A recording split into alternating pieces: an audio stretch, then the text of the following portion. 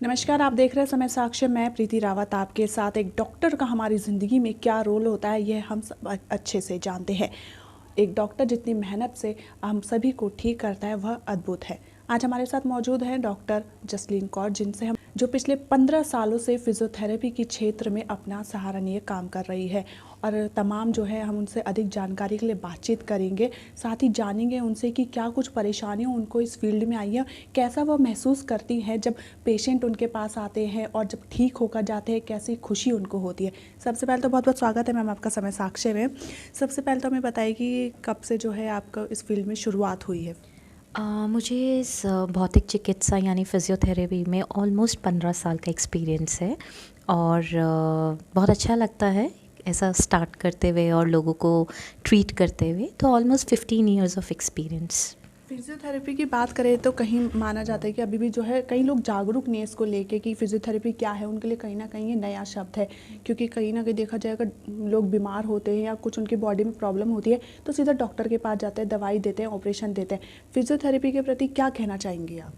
देखिए, फ़िज़ियोथेरेपी मैं जो अपने पेशेंट्स को समझाती हूँ या जो मेरा मानना है कि जो ह्यूमन बॉडी है वो एक मशीन के समान है और जो आपकी मशीन का मैकेनिक्स है वो आपका फ़िज़ियोथेरेपिस्ट है। तो फ़िज़ियोथेरेपी ना केवल सिर्फ दर्द के लिए आपको जाना है, बट अपनी बॉडी की सर्विसिंग के लिए भी आपको एक थेरेपिस्ट की आवश्यकता है।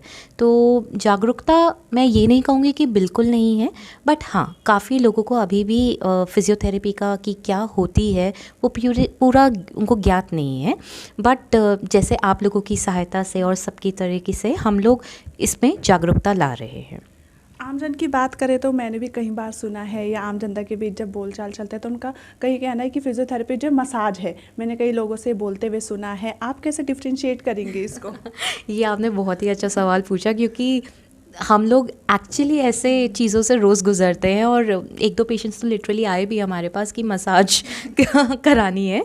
तो मैं उनको यही बताना चाहूँगी कि जो मसाज है वो एक अलग अपने आप में चिकित्सा है या एक अलग ही ट्रीटमेंट है। और फिज़ियोथेरेपी का एक पार्ट मसाज थेरेपी ज़रूर है, बट फिज़ियोथेरेपी जो है वो एंटायरली डिफरेंट है मसाज थेरेपी से, जिसमें हम लोग बॉडी की ट्रीटमेंट करते हैं आपके बायोमैकेनिक्स, इलेक्ट्रोथेरेपी और एक्सरसाइजेस थेरेपी के द्वारा। सो बेसिकली फ़िज़ियोथेरेपी एक एक्सरसाइज या फिज़िकल थेरेपी है। फिजियोथेरेपी की बात करें तो लगभग देखा जाए तो कहीं टाइम लग जाता है। पेशेंट्स को जो है बहुत ही पेशेंस के साथ रहना पड़ता है, टाइम लगता है ठीक होने में। लेकिन इसके जो है बहुत ही एडवांटेज देखने को मिले हैं। आप क्या मानते हैं कि कितना टाइम लग सकता है एक पेशेंट को ठीक होने में? ये डिपेंड करता है कि जो भी पेशेंट आ रहा है उन्हें दिक्कत क्या है। तो जनरली कोई नॉर्मल एक्यूट या क्रॉनिक केसेस होते हैं, मतलब एक्यूट मतलब कि जो बहुत कम समय से दिक्कत शुरू है, तो उसमें हम लोग 3 या 4 डेज़ में एक अच्छा रिज़ल्ट ले सकते हैं, max to max 7 days. But जो थोड़े क्रॉनिक हैं, जो ओल्ड केसेस हैं, जिनको दिक्कत बहुत टाइम से है, अगर हम अच्छी प्रॉपर फिजियोथेरेपी करें तो हम 15 to 20 डेज़ में अच्छे रिजल्ट्स ले सकते हैं। But then it again depends कि केस क्या है, कि सिर्फ दर्द है या फ्रैक्चर के बाद की या ऑपरेशन के बाद का कुछ है। So it depends on case to case. बात करें आपके करियर की तो आपको कैसा अनुभव रहा है? क्योंकि 15 साल हो गए, कम नहीं है, 15 साल काफ़ी लंबा समय हो गया है। कैसा महसूस करती हैं आप इस फिजियोथेरेपी के क्षेत्र में खुद को? मुझे बहुत खुशी मिलती है, मतलब मुझे एक सैटिस्फेक्शन मिलता है जब मुझे कोई भी पुराना पेशेंट या कोई भी पेशेंट आके मुझे बोलता है कि मेरे दर्द में बहुत कमी है। सो मुझे लगता है एक थेरेपिस्ट या एक डॉक्टर के लिए उससे अच्छा कॉम्प्लीमेंट कोई नहीं हो सकता।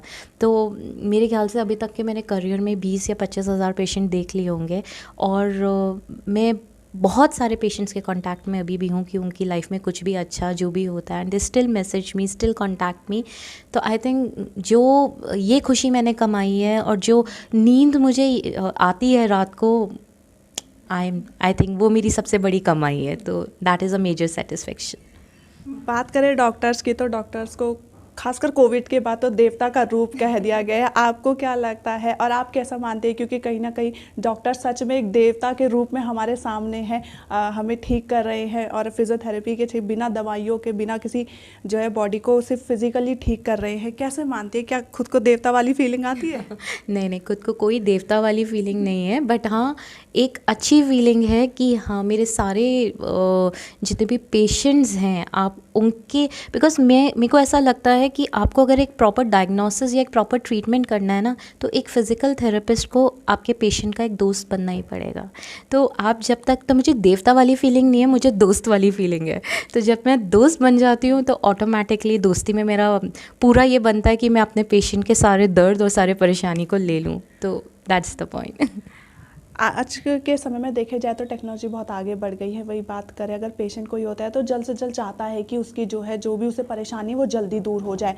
तो वो क्या करता है कि दवाइयाँ खा लेता है कि जल्दी ठीक हो जाएगा, क्योंकि फिजियोथेरेपी में तो ऐसे उसे थोड़ा टाइम लगेगा। आप क्या मानती हैं कि दवाइयाँ ज़्यादा बेहतर है कि या जो है फिजियोथेरेपी ज़्यादा बेहतर है? सी देखिए, ये अगेन इट्स अ कंपैरिजन, और मैं ये नहीं बोलूँगी कि दवाइयों का रोल नहीं है। ऑब्वियसली जो कुछ कंडीशन है जहाँ दवाइयों का अपना रोल है वहाँ दवाइयों का रोल है, बट मैं ये प्रेफर करती हूँ पेशेंस इज़ अ की। तो अगर आप थोड़ा सा सब्र रख सकें तो फिजियोथेरेपी बहुत वंडर्स कर सकती है। बट जहाँ सप्लीमेंट्स की ज़रूरत है, बिकॉज कहीं जो काफ़ी दिक्कतें होती हैं हमारी बॉडी में, जो कैल्शियम की डेफिशिएंसी, विटामिन डी की डेफिशिएंसी की वजह से, एंड इट्स एज रिलेटेड, तो उसके लिए आपको सप्लीमेंट्स लेना ही लेना है। तो जो चीज़ दवाई कर सकती है, नेचुरल सोर्सेज भी कर सकती है, तो दवाई का अपना रोल है। बट मैं ये बोलती हूँ कि पेन किलर्स अवॉइड करने चाहिए।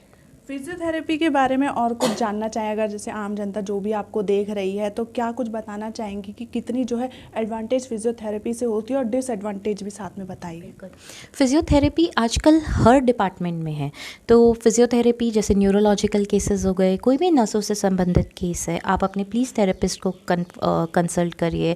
ऑर्थोपेडिशियन हो गए, मतलब हड्डी के जो भी दर्द है। उसके बाद आपकी आजकल गायनोकोलॉजिस्ट में है। मैं खुद ही एंटीनेटल मतलब प्रेगनेंसी के दौरान की exercises, easy delivery and pain free delivery के लिए, तो उसमें आप कंसल्ट। स्पोर्ट्स इंजरी, तो मैं स्पोर्ट्स फिजियोथेरेपिस्ट हूँ। जैसे आप देखते हैं कि ऑन फील्ड प्लेयर्स को कोई भी प्रॉब्लम है तो आप ऑन फील्ड ट्रीटमेंट करते हैं। सो एंड द मोस्ट जो आज अपकमिंग है, we have a veterinary physiotherapy also. So physiotherapy is almost everywhere, but we need to just have to go to a good physiotherapist. That's it.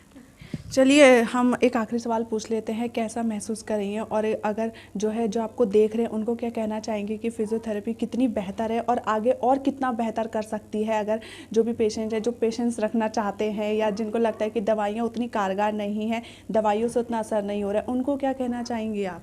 मैं in general ये सबको बोलना चाहती हूँ कि स्पेशली लेडीज़ को, बिकॉज़ हम लोग क्या करते हैं, दूसरों की केयर करते करते हम अपनी केयर करना भूल जाते हैं। तो मेरे को ये मानना है कि self love is very important. तो मैं मतलब इसको इससे रिलेट करना चाह रही हूँ कि अगर आप सेल्फ़ लव करेंगे तो आप अपने लिए कम से कम दिन में आधा घंटा तो निकाल ही सकते हैं, 15 मिनट तो निकाल ही सकते हैं। My son is there, sorry, Siddharth, please Siddharth, thank you, I am coming.